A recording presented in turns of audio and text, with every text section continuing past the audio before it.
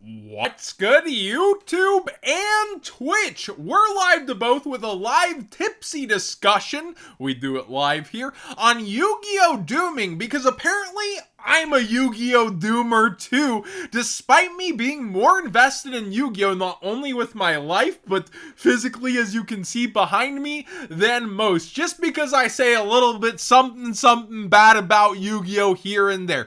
I find myself to be a realistic with a positive outlook of looking for the best routes out of something. But right now, Yu-Gi-Oh! Is on a darker path, on a downward turn towards expensive staples that people can't necessarily afford to play, with a lot of not only players but also locals quitting the game. I still think Yu-Gi-Oh! Will not die despite all that. I think it will be fine long term, and I think if Konami feels it in their wallet, they'll turn it around. But right now, Konami is seeing record profits like a bunch of the other companies, and I don't think the ship is going to right itself just because we get thrown a blue-eye structure deck like the OCG got. That's the bare minimum to some degrees. However, it's still a good sign that it's probably going to capture a lot of casuals back into Yu-Gi-Oh! Down the road. Here we see, though, Barrett Keys showing a not out of context picture of YCS Cancun. This is players sat down for the event, 2 rows of them, and we talk about the actual numbers of players versus years past. Now, there are outside factors to why there would be less players overall, but I know a lot of people who did not go only because of the format, that spoke up, that said, hey, I'm not there just because I don't want to be playing the game right now. And other people are chiming in with that. And it's okay to be in that place of the game. It's okay to seek out alternate formats or even to go to other card games. Billy Brake famously did take huge breaks from the game. When he came back and won his 3rd, it was after one of his longest breaks from Yu-Gi-Oh! At the time. Barrett Keys, multi-time YCS champion, super passionate about the international scene, is who's sharing this, and I just say feels bad, man. And I get called a doomer, I get called the gloomer, all those kind of things, and I get called a misinformation machine over this, even though this is an accurate representation.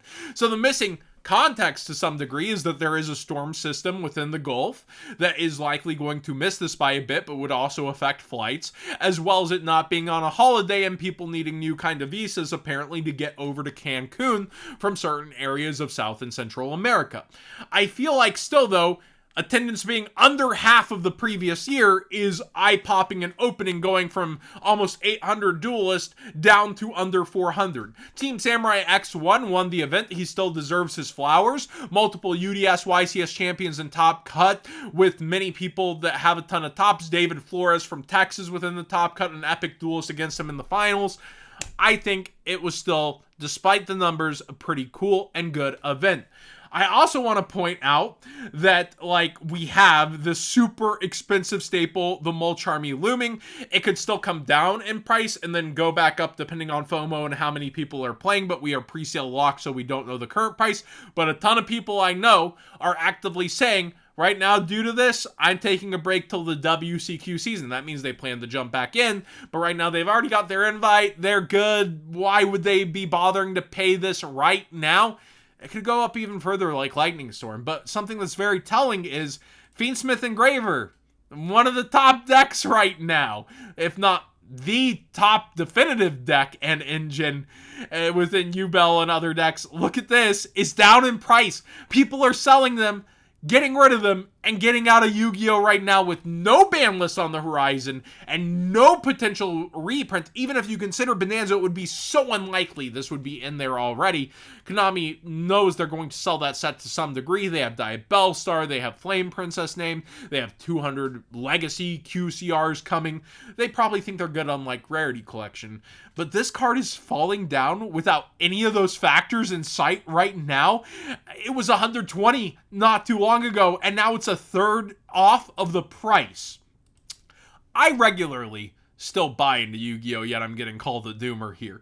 I buy misprints. Do you think I would be going in and actively spending money on Yu-Gi-Oh! Things if I thought it had no future? I would still be buying things I thought were cool, but not at the prices I'm paying on misprints and other things. I would be only seeking extreme deals, and this actually got a good amount of attention.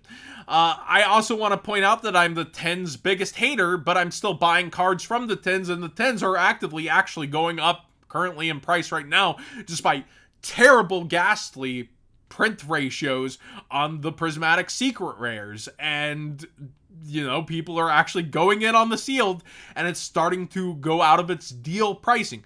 I'm still buying Yu-Gi-Oh merch that's extremely expensive. This is a $400 skateboard in my possession upstairs right now. Actually, $450. But when it comes down to it, it's unique art. I want to support whenever it's not the same old tired PNG on a collab, and go for something special that's going to end up hanging on my wall. And I really think this is neat. So when I posted a video about the blue eye structure, I got the opposite. I'm a Konami glazer. Is this what we're settling for? This is called the dub. The Konami glazing is crazy, etc. Like, no matter what, in the current culture of things, you're either a Yu-Gi-Oh doomer or a Konami glazer. People are so set on extremes, and I don't know if it's the election cycle. I don't know if it's just how arguments have evolved to today. But whenever you're talking good about Konami, suddenly you're sponsored. People called me sponsored the last time I said I thought the ban list wasn't that bad, and that I thought it would actually have an impact, which turns out it's true. It's just that the next set is coming out and people don't like the impact it's gonna have. Then you talk about stuff that's bad happening in Yu-Gi-Oh! And suddenly you're a Yu-Gi-Oh! Doomer and you think everything's bad and negativity and you're a negative Nancy. Dude, you've got to be able to talk about aspects of Yu-Gi-Oh! And what's happening with realism, what's actually going on and the context thereof, and be able to have evolving conversations and nuance thereof. Farfa recently brought up that nuanced conversation seems to be going downhill. I agree. It feels like people just want to fit things in a box and throw it away and get on to the next thing, and they don't even necessarily feel like they're Yu-Gi-Oh! Players having these takes, but maybe people that are on the outside circling of Yu-Gi-Oh! Wanting to get back in, but they don't feel about the current format, but they want to have either the Doomer take or the Glazer take. I want to say that I am one of the harshest Yu-Gi tubers currently on Konami. I constantly get called out for being over-negative, if anything, yet I'm not a Doomer. I am currently still pouring money in to Yu-Gi-Oh! Stuff, even if it's not current product, or current singles, or QCRs, or Starlights, etc. I am buying misprints because that's what I collect and I've always collected. I was one of the first 5 major misprint collectors in the community when there was only 5 of us, and not a lot of people connected online. I've been day one, and I have a lot of the cheapest priced misprints because of it, and that market has gone crazy. However, at this point, people want to kind of just make this definition of how they fit you into a box. Don't let them. Be yourself. Have the conversations you want to have. Talk about the bad things about Yu-Gi-Oh! The good things about Yu-Gi-Oh! Give Konami their credit where credit is due. Crap on Konami where Konami needs to be crapped on or puke-horsed on. And yeah, it's just so weird to me how people go to extremes so quickly on your opinions these days. But I think it's fair that there are points that need to be brought up specifically, and the symptoms thereof of what's happening with Yu-Gi-Oh! In negative lights, along with good things that are happening for Yu-Gi-Oh! Like the Blue Eye structure deck.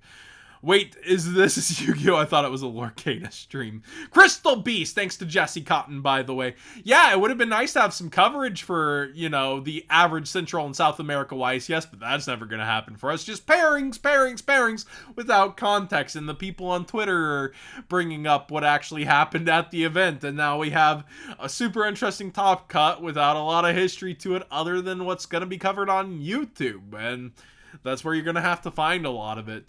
So when it comes down to it, we still had a relatively large, recent event from the EU, and we're still going to end up having good-sized events. Event attendance is not fully indicative of the health of Yu-Gi-Oh! That's why you have to look around at what else is happening. And you have to be able to have those discussions of, well, this is going down without a good reason for it. What's the cause of that? Why is this happening? And have the conversations with people of, well, my 10 friends around me quit Yu-Gi-Oh! I'm the only one left. Oh, my local shut down, because Yu-Gi-Oh! Product wasn't doing hot, and now Yu-Gi-Oh! Product's doing hot, but they're not picking it back up. Oh, Strike Zone closed out in Houston, but Game Guys stepped up, and now we have a huge new great locals. You have to be able to continue to look around what's happening in an area, why it's happening, and what's going to be the future of Yu-Gi-Oh! Are they losing footholds with locals? Yes. Very much yes. A lot of locals no longer carry Yu-Gi-Oh! Products that once did. Are there new strongholds for it? Yes. Are they as many? They're going to have to grow. I feel like Yu-Gi-Oh! Has a future. Even if it condenses, Konami will react when it hits their wallet. But in current record profits between Master Duel and sets still selling out and Power Creep, they're not going to do it yet. But they will change and adapt when they need to. And we've seen the different phases Konami is willing to offer. I think Yu-Gi-Oh! Is going to be strong long term. But I think we are in for a rocky road ahead currently without any dooming. I wouldn't be spending my money how I am otherwise, mostly on Yu-Gi-Oh! With my excess. Thanks for watching. Let me know your opinion in the comment section down below. Have you had that interaction where somebody just tries to shut down a conversation with that absolute? Because that's been happening to me a lot, but I'm a content creator, so people are going to have different interactions where they don't necessarily see you as much as a human and they see you more as an object. And a lot of people, when I reply to them directly, delete their comments instead of actually replying, or they change their tune very quick, or they triple down and they have their viewpoint. There's a lot of different funny interactions when you are a actual content creator, but let me know your experience as an average Joe Schmo within the scene. I'd love to know that.